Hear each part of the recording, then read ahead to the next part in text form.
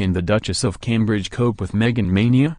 Amanda PLATELL asks if William's wife is feeling overshadowed as she contrasts low-key Kate's charity visit with the new royal box office star.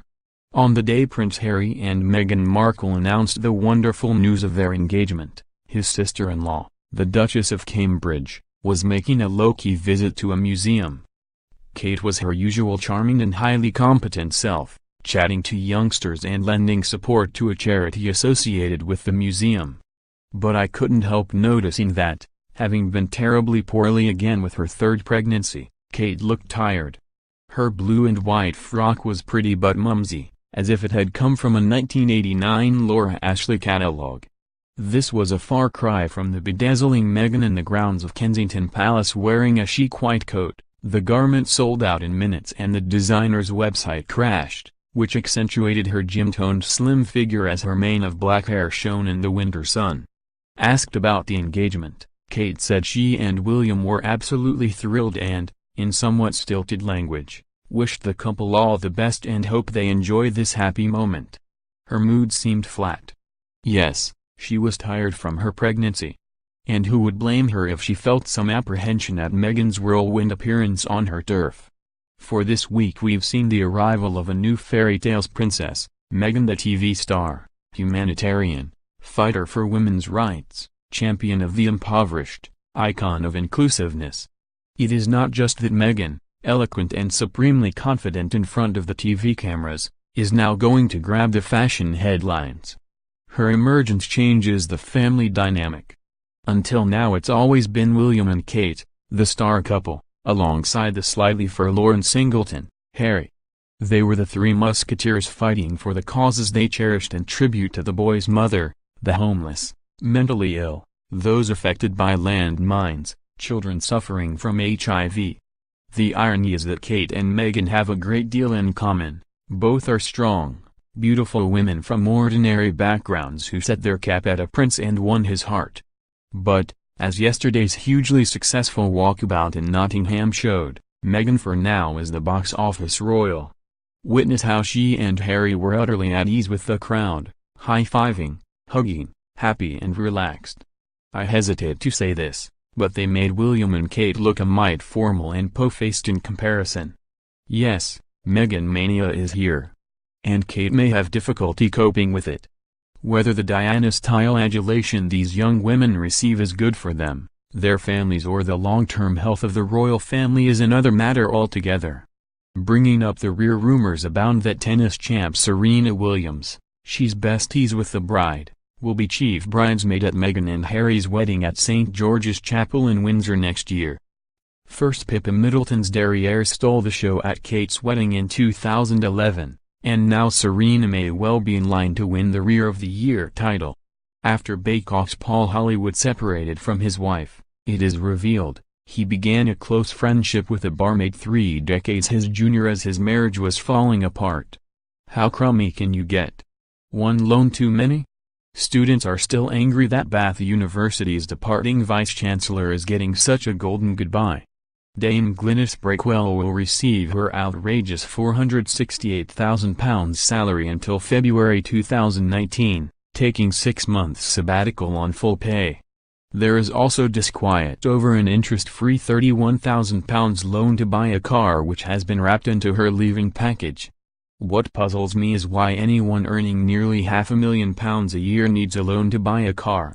Nigella's ex goes under the grill. The divine Nigella Lawson has been attacked for the simplicity of her recipes in her BBC Two series At My Table. Her latest offering, French toast, had viewers asking what next, Nigella showing us how to make pot noodles? Too cruel. Perhaps she's sending a subliminal message to her advertising tycoon ex, Charles Saatchi. She let slip once that he hated her fancy food and was happiest tucked up in bed with her, watching a movie, and eating, you've guessed it, French toast.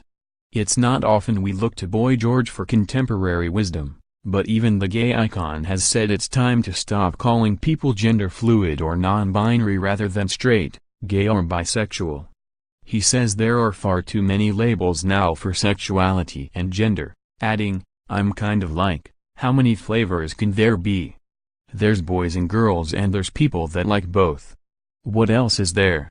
How upsetting to read that two specially trained Belgian Shepherd dogs who performed heroically sniffing out explosives in Afghanistan and saved many of our soldiers are to be put down next week after army chiefs ruled that they can't be rehomed.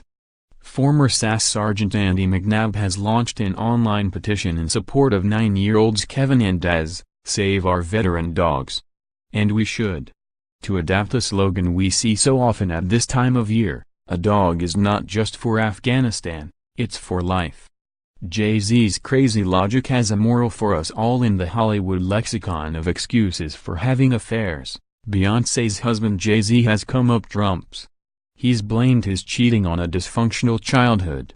So you gonna shut down emotionally, so you can't connect, he says. Like it's deep. Then all the things happen from there, infidelity. A medal to Beyoncé for staying with him. At least the rapper appears to be realizing their 3 children and 9-year marriage are at stake. Most people walk away and, like, the divorce rate is 50% or something, 'cause most people can't see themselves, he says in tortured English. I imagine he's trying to say he wants to save his marriage, and that he, Beyoncé and the kids will all be having a happy Christmas together as a family. Sharon Osbourne, who made millions on TV shows such as The X Factor, says too many Britons are out of touch and have no connection with normal folk. In 2016 she spent £9 million on an LA mansion, having forgiven husband Ozzy for his latest affair. Talk about an X factor for self-delusion. Westminster Wars.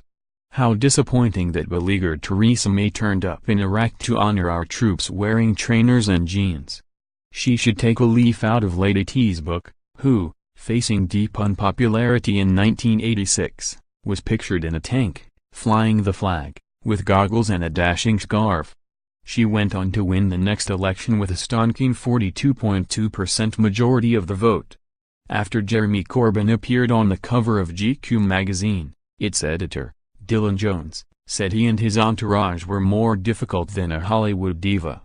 Young Corbyn fans on his staff said afterwards they were underwhelmed by the man who would be PM, who couldn't even recall a single book he'd read. Dare we hope the penny's beginning to drop about this vain, low-grade politician who is determined to ruin our country? I have great sympathy for the lady in the Question Time audience who suffered an asthma attack and brought the BBC One show to an early end last week.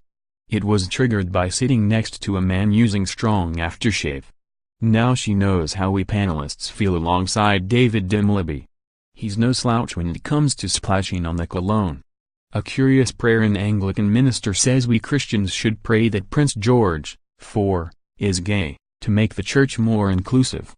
The Very Reverend Kelvin Holdsworth, who runs St. Mary's Cathedral in Glasgow, said if the future monarch and head of the church were one day blessed with the love of a fine young gentleman, it would force the church to allow gay couples to wed.